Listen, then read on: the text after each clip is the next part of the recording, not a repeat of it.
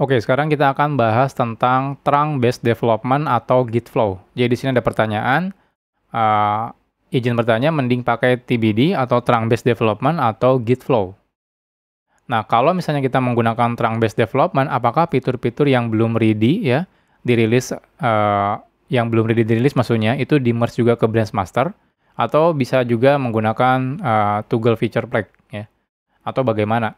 Oke, buat teman-teman yang belum familiar dengan trunk-based development atau juga Git flow gitu ya, itu saya sarankan teman-teman mengikuti kelas saya yang Git ya.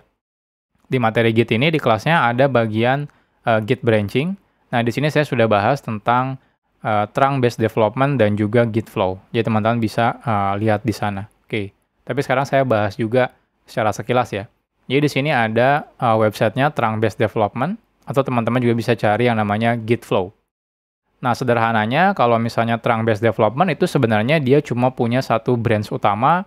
Ketika kita mau develop fitur, kita tinggal bikin branch fitur, setelah selesai fiturnya langsung di-merge ke trunk atau ke master atau ke branch utamanya, setelah itu langsung rilis saat itu juga gitu ya. Jadi cepat sekali penggunaan trunk-based development ini. Nah, bedanya dengan Git flow, nah Git flow sendiri lumayan lebih kompleks ya dibanding trunk. Jadi kalau kita lihat di sini, nah Git flow itu nanti dia ada yang namanya main branch ya, ada develop branch. Nah, ketika kita menambahkan fitur, kita akan merge fiturnya itu ke develop branch. Setelah misalnya sudah selesai semua di develop, lalu kita merge ke main ya, lalu kita deploy. Jadi deploy-nya itu biasanya dikumpulkan gitu ya. Nah, seperti ini. Kita ngumpulin fiturnya, setelah selesai nanti fiturnya akan di merge ke develop gitu ya. Setelah di merge ke develop, dia akan bikin release branch. Setelah bikin release branch, dia ngelakuin release, dan setelah selesai dia akan di merge ke master. Jadi memang lumayan panjang. Nah, kalau ada hotfix juga sama gitu ya, dia bikin branch hotfix gitu ya. Nanti setelah selesai, dia di merge ke master juga, habis itu dia di merge ke develop dan sebagainya. Jadi ini lumayan kompleks sebenarnya kalau untuk Git flow. Nah, sekarang pertanyaannya, kalau saya diminta develop software, nah pilihannya mau pilih trunk-based development atau mau pilih Git flow. Nah, oke, saya akan kasih history misalnya ya. Jadi, misal saja, nah kalau saya diminta bikin aplikasi, biasanya saya akan tanya dulu ya untuk kliennya. Mau bikin aplikasinya jenisnya misalnya sekarang itu ya, kalau kita mau bikin apps, atau istilahnya bikin sistem gitu ya. Nah, itu pasti pilihannya mau pilih monolith, atau mau pilih microservice. Nah, sederhananya kalau teman-teman belum familiar, monolith itu satu aplikasi ya, semuanya nge-handle segala hal, fitur semuanya di-handle di satu aplikasi aja. Nah, kalau microservice itu nanti dipecah-pecah aplikasinya. Jadi tidak akan bikin satu yang besar, tapi lebih ke bikin yang kecil-kecil. Biasanya aplikasinya hanya mengerjakan satu domain data secara baik. Contohnya kalau di toko online misalnya ada yang aplikasi yang nge-handle product manajemennya, ada customer manajemennya misalnya gitu ya. Ada order manajemennya, ada cart manajemennya, dan sebagainya. Jadi setiap aplikasi itu nge-handle satu domain yang spesifik. Nah, kalau monolith berarti ya satu toko online di sini semua. Nah, seperti itu. Nah, kalau misalnya habis ditentukan, misalnya mau pilih monolith, mau pilih microservice, nah dari sini baru saya tentukan mau pakai workflow yang seperti apa. Kalau monolith itu biasanya saya akan pilih yang Git flow. Nah, kalau misalnya yang microservice, itu biasanya saya mau lebih prefer ya, itu trunk. Jadi trunk-based development. Nah, kenapa? Pertanyaannya kenapa nih? Kenapa ini saya lebih setuju pakai trunk kalau microservice dan monolith lebih setuju pakai Git flow. Nah, karena ketika kita bikin monolith, itu code-nya kan bakal besar gitu ya. Otomatis koordinasi dengan timnya mungkin lebih kompleks gitu ya. Jadi ketika kita ngelakuin perubahan di sisi ini, kita harus mastiin di sisi ini juga tidak berubah atau misalnya tidak ada yang error dan sebagainya. Artinya apa? Artinya memang lumayan kompleks untuk integrasi antar code-nya kalau di monolith. Makanya lebih aman kalau kita menggunakan si Git flow. Karena Git flow itu sebenarnya rapi sekali gitu ya. Jadi sebelum bikin fitur kita harus kemana dulu, sebelum kita mau rilis kita harus ke develop dulu misalnya, dan sebagainya. Jadi otomatis lebih rapi gitu ya. Nah, kalau si Trunk itu lebih mengejar speed, kecepatan. Ketika kita udah pecah-pecah aplikasinya jadi microservice, otomatis kan aplikasinya memang menghandle satu domain data saja gitu ya. Artinya apa? Artinya aplikasinya nggak akan terlalu besar gitu ya, kecil. Artinya apa? Artinya untuk dimengerti oleh 1-2 orang itu gampang. Kalau microservice ya, beda dengan monolith. Mungkin bisa, satu orang nggak bisa mengetahui semua code di monolith karena code-nya terlalu besar. Tapi kalau microservice itu bisa.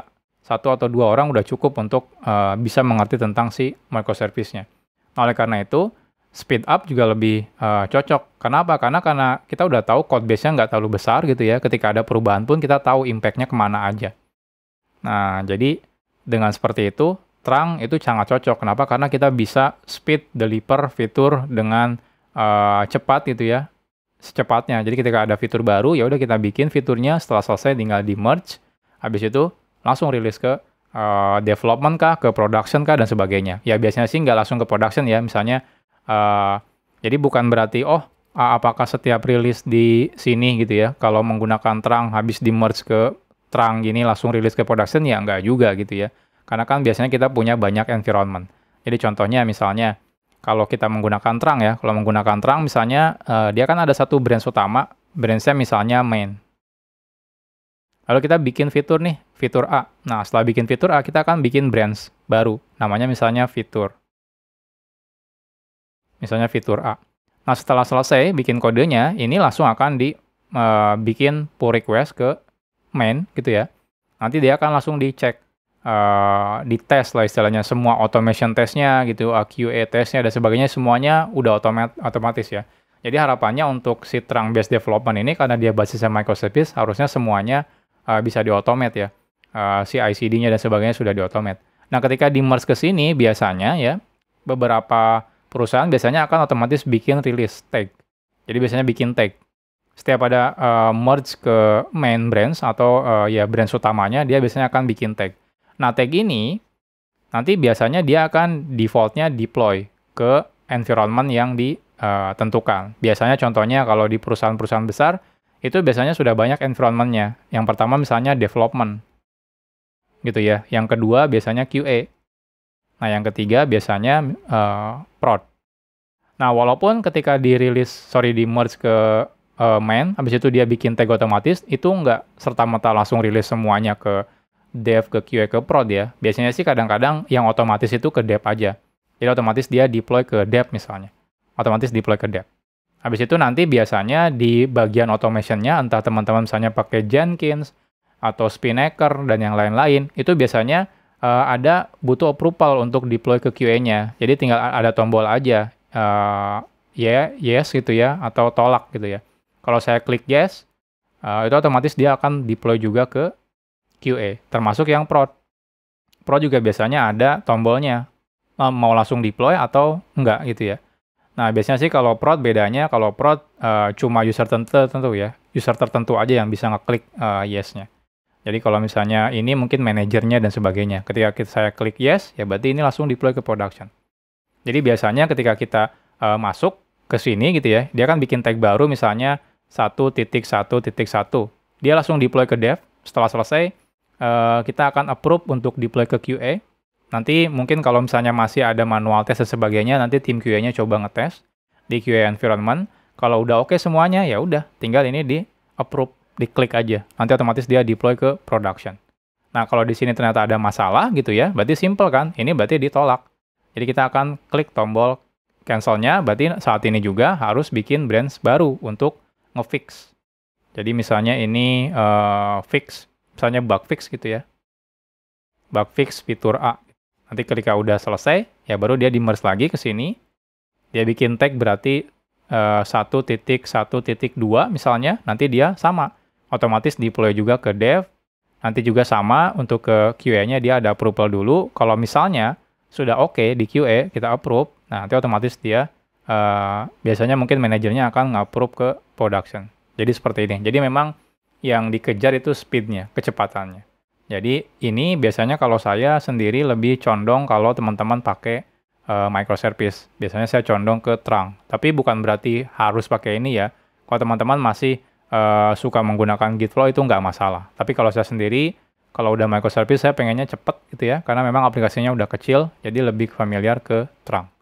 Oke, pertanyaan terakhir tentang fitur flag ya. Jadi di sini ada fitur flag.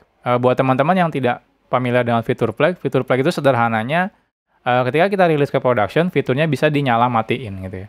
Nah, idealnya semua aplikasi itu setiap ada fitur baru harus ada fitur flag-nya. Jadi jawaban saya singkat aja, wajib ada fitur flag-nya. Entah itu aplikasinya monolith atau microservice gitu ya, entah itu mau menggunakan Git Flow atau Trunk, itu semuanya wajib ada fitur flag. Nah, kenapa? Karena kadang-kadang kita pengen tidak terjadi masalah. Contohnya misalnya teman-teman ada pembayaran menggunakan salah satu bank. Ternyata bank tersebut misalnya sedang maintenance, akhirnya tidak bisa digunakan. Kan kita nggak mau nih di halamannya banyak error. Sesimpel kita tinggal matikan fiturnya, nanti semua pembayaran pakai bank tersebut otomatis hilang dari website kita misalnya, atau mobile apps kita. Jadi sesimpel itu. Jadi kalau fitur flag itu wajib ya. Entah itu aplikasinya jenisnya microservice atau monolith, Git-nya menggunakan Git Flow atau Trunk itu semuanya wajib. Jadi itu jawaban dari Trunk Base versus Git Flow. Jadi biasanya kalau saya ngelihat dari kasusnya dulu. Jadi nggak semerta-merta, oh semuanya harus pakai Trunk atau semuanya harus pakai Git Flow. Jadi biasanya saya lihat dulu kasusnya apa, baru saya tentukan pakai workflow yang apa. Oke, mungkin itu aja teman-teman jawaban dari saya tentang Trunk Based Development dan juga Git.